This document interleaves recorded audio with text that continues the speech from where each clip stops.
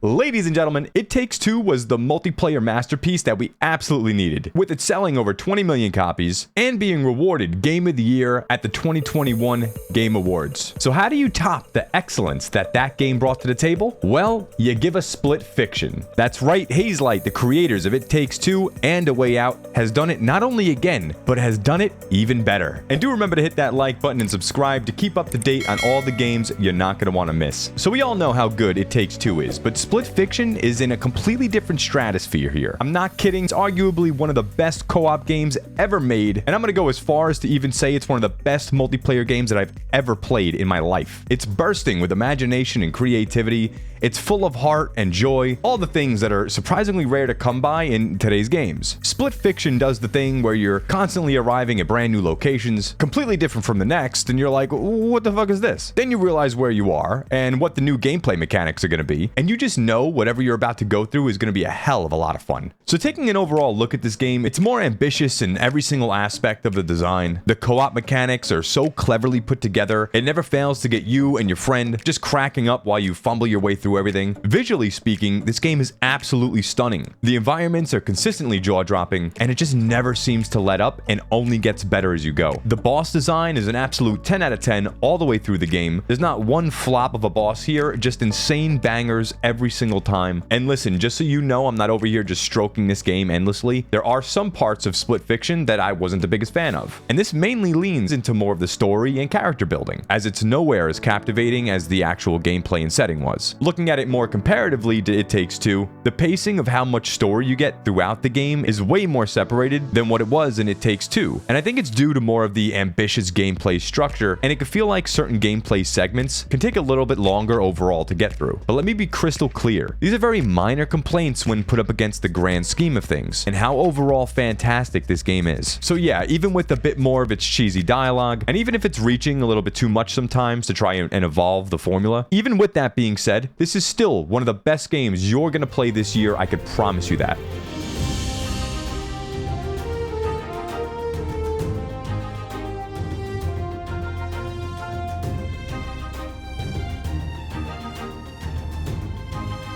So, first off, let's clear up a few questions you might have about Split Fiction being a co-op game, because yes, this is 100% a co-op game. You cannot play this alone. You can't play with some AI bot. Yes, you actually need another human person to play this with. You can do this locally with couch co-op or online. Also, there is no matchmaking, so you will need to have a friend that already exists in your world to play with. Another beautiful part to this game is you don't need to buy 2 copies of it. If one person owns it, the other person could just download a copy of the game for free, and you could just share that single copy between the both of you. This is the same innovation Hazelight provided us with It Takes Two, and they're bringing it along with this game here. But they're taking it even further, because this time, this functionality will be cross-play enabled, meaning if you play on PlayStation and your bud is on Xbox, you could still go ahead and play together. Now, if you're not like me and have a built-in friend called the sister, then you're still in luck, because Hazelight has organized an official Discord that'll help you find a friend. And remember, you don't actually need to purchase the game in order to play this thing, so you could just go blow up their Discord and be like, hey,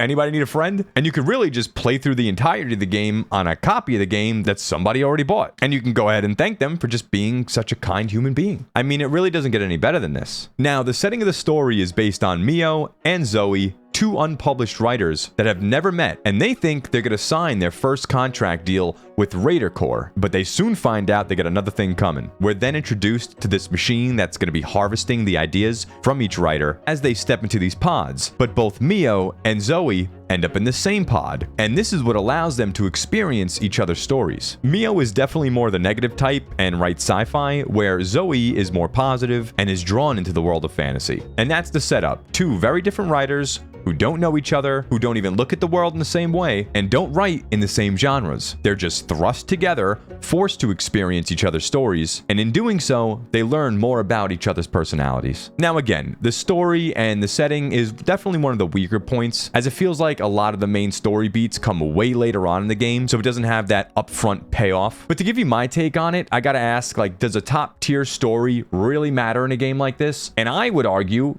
no. No, it doesn't. No one's looking to pick up Split Fiction for the next Inception storyline or whatever. I think we're all just going to be looking for a fun co-op game, and this is an incredibly fun co-op game. So with that, Split Fiction is an absolute banger. So let's talk about some of the main features in this game that really made this thing stand out. First off, the visuals and world design. Holy shit. I don't know what these people at Hazelight are on, but I surely need some of that because these artists and designers gotta be on some good shit to be pumping out stuff that looks this good. Just genuinely, truly jaw-dropping, stunning art design. And what's freaking nuts is most games arrive at like one specific art style with specific buildings, plant life, enemy design, etc. And then they'll just go ahead and remix and reuse those assets throughout the entirety of the game. But here in Split Fiction, they have to build these entire visual landscapes that only get used for like a whopping 10 minutes tops, and you just never see them again. Like here, I'm running around as some cyber ninja in this sci-fi dystopia that gives insane cyberpunk and Tron vibes, only then to be thrown into a portal, and this is what we're looking at.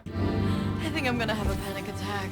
Ah, you'll warm up to your super pick powers in no time. Visually, these worlds are all truly next level, and that alone should be enough to push you to give this a try. Of course, Split Fiction is more than just its beauty and large set pieces. It's also about the smaller but excellent co-op design with some real wild and unique mechanics, and you both needing to rely on each other to master to complete the entire game. This dragon level is a great example of that, with one person having the option to fly and spit acid all over the place, which allows you to drop specific items, which then allows the other person to charge into and to climb walls with to get to the correct location. You're going to have completely different movesets as you would expect, but will need each other every step of the way. The next level comes and we get thrust back into the sci-fi world that we kind of already played in, but this time the new thing is dual SMGs. Hell yeah, dude, now we're blasting for the first time, but wait, there's more, because a little bit further into this level, they introduce these shield busting upgrade doo-wops that allow you to break the shield of your corresponding color, and that was used in a variety of puzzles that force you to really get the timing right. Also, enemies will start having these shields, so you have to coordinate on who's popping what robot and focus fire on that one to make the overall experience a little bit easier. Guys, it's a hell of a ride. But this is how Split Fiction rolls. It's these rapid changes to the formula that consistently keep you on your toes, and it's not just different for the hell of it. It's very clever puzzle design, and variety is what makes it so surprising and enjoyable to take part in. This is a breathless, joyful, exciting, clever mix of discombobulating spectacle and head-scratching puzzles. And just when you thought the game is at its peak, you can always be confident that the next thing around the corner is just gonna blow your socks off. Before we wrap up, I also wanted to point out the creative fun that they had with the amount of Easter eggs that they threw into this game. For example, we have an Assassin's Creed Leap of Faith. There's a sequence where you play as a monkey getting shot out of what could very well be considered barrels. There's a scene pretty much straight out of Halo, and 10 points for the person who knows what this is from. Rest here, weary traveler. Absolutely fantastic in every single way. Let me know your thoughts in the comments below. Also, we got Amazon links in the description below to the products I love and use every single day. So if you're thinking about browsing Amazon for any reason at all, remember me and consider clicking those links. And if you're looking for something else to watch, check out these playthroughs coming up on your screen next. Toodles!